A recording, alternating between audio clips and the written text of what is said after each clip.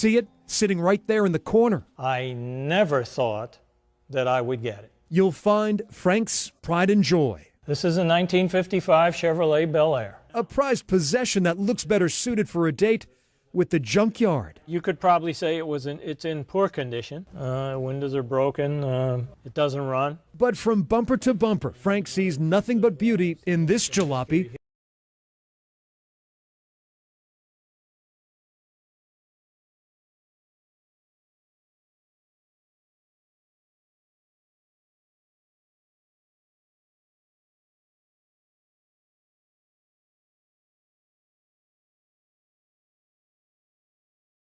Regard this as valuable as anything else that I own and as valuable as anything else that's in this shop. This 61-year-old station wagon was once owned by Ruth Paine. A lot of people may recognize that name if they know anything about the Kennedy assassination. Ruth Paine befriended Lee Harvey Oswald and his wife Marina. It's the only known, verified vehicle that we know of that Lee Harvey Oswald ever drove. In the weeks leading up to President Kennedy's death, this car would carry Oswald's mysterious duffel bags. Mainly, the rifle that killed President Kennedy was transported in this vehicle on several occasions. As a highly respected JFK assassination expert, I've been studying it for well over 38 years. Frank jumped at the chance, spending north of $10,000 to own one of the last cars linked to that fateful day in November of 1963. To think that Lee Harvey Oswald sat right here where I'm sitting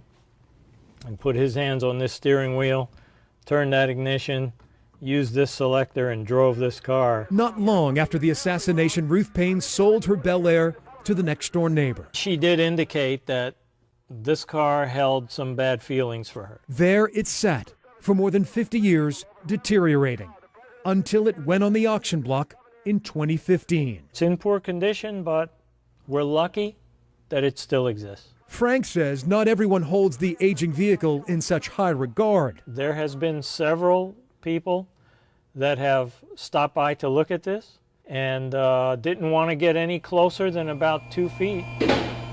While refurbishing vehicles is his specialty, Frank is leaving this artifact as is. Motorcade now, perhaps 2 or 3 blocks ahead of me. I personally could never be talked into restoring this car. That to me would ruin what I call the DNA of the car. A metal thread woven into the fabric of American history. When you start getting your mind around everything that happened and what Lee Harvey Oswald did, it certainly gets you thinking.